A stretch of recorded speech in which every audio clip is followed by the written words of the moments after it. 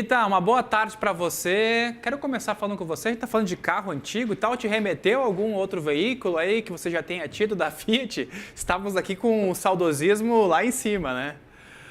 Ô Jorge, perdão, Estevão, fala para o Jorge deixar o Maréia na garagem.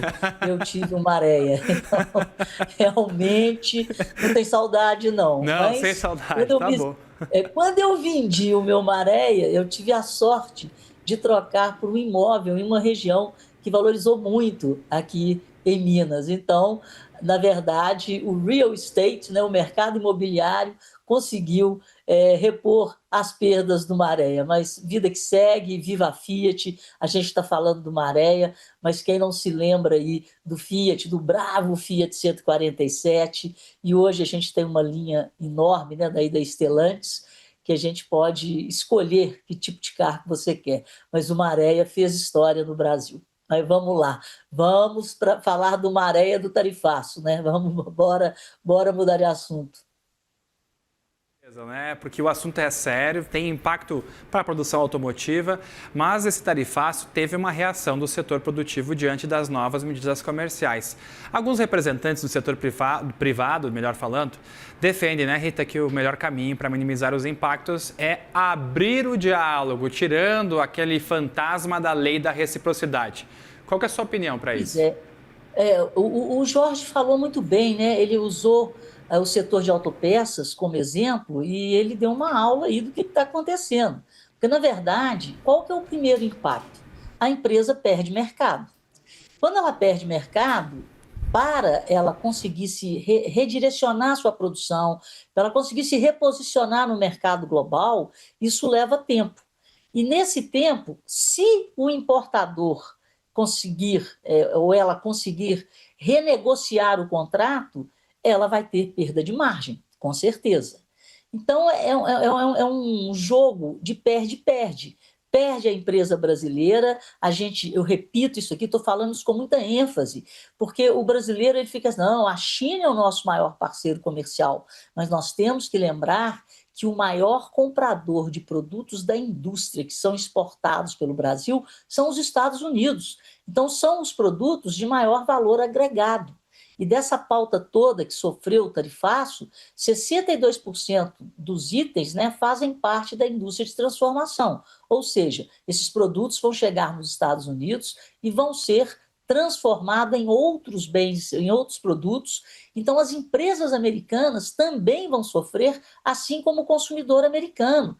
Então, é nessa linha que a gente tem que pressionar as negociações. O setor privado tem feito isso muito bem, através, né, das suas representações. E a Anshan tem feito estudos muito bem, com argumentações muito bem feitas. Né? E outra coisa que o Brasil tinha que bater muito na tecla é que quando nós perdemos o mercado americano, quem pode nos suprir quase que de imediato dentro do mercado americano são os asiáticos. E o Trump, com essa política dele, né, de fortalecer a América dos americanos, a doutrina Monroe. Então, isso são argumentos reais e que têm que ser levados e colocados na mesa, mostrando que os produtos brasileiros direcionados aos Estados Unidos para as empresas americanas processá-los, eles perderão mercado para produtos asiáticos. Então, a gente tem que enxergar também toda essa logística, né? Porque existe um custo atrás disso. É muito mais fácil você colocar um produto da América do Sul nos Estados Unidos do que trazer esse produto da Ásia, sem falar nas questões geopolíticas do Trump. Então, o que o empresariado está tentando fortalecer junto ao governo é insistir nas negociações, nos argumentos técnicos e mostrar, né? São muitos itens. Agora acabou a reunião, né, do governo brasileiro com os setores afetados, segundo o ministro da Indústria, o Márcio Elias, dos 2.400, das 2.400 empresas exportadoras para os Estados Unidos, 73% já estão fazendo direcionamento para outros mercados. Mas é bom lembrar que ninguém tem a força de compra dos Estados Unidos. Eles são os maiores compradores do mundo.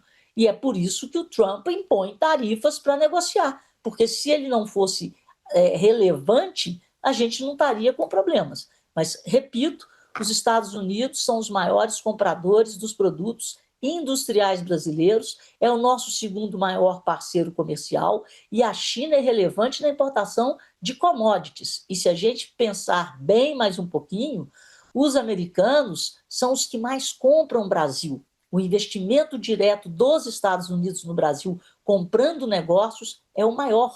Então, nós não podemos, como disse o embaixador Rubens Barbosa, nós não temos cacife político e nem econômico para brigar com os Estados Unidos.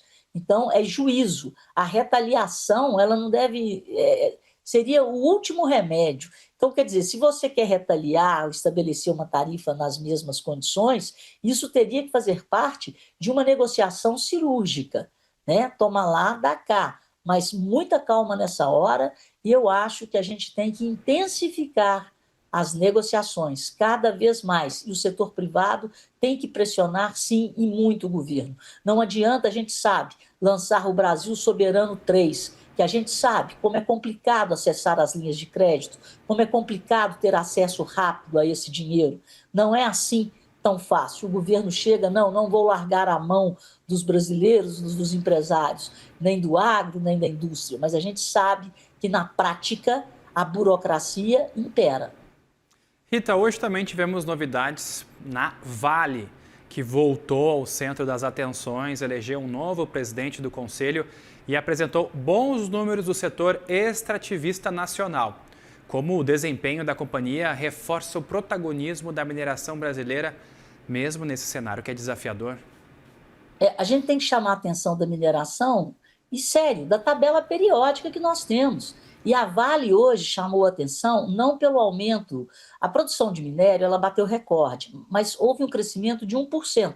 Então não foi nada assim tão significativo, mas se a gente pega o cobre e o níquel, o cobre cresceu 6,3% e o níquel 4,2%. Em 2025, se compararmos com 2024, esse crescimento tinha sido algo em torno de 1,5%, 2%. E esses metais estão cada vez mais importantes para a indústria atual, a indústria automobilística, a produção de placas, né, para energia solar. Então, a Vale ela está mostrando a potência dela em fornecer minerais estratégicos para a indústria atual e para a tecnologia atual. Eu estava fazendo uma pesquisa aqui, um carro hoje, né, o carro elétrico, ele consome cerca de 80 quilos de cobre, porque o cobre é o condutor da eletricidade. Então, um carro normal, sem ser elétrico, ele consome cerca de 23 quilos de cobre. Então, o consumo de cobre, de níquel, vai aumentar. E a gente vê pela valorização desses metais no mercado.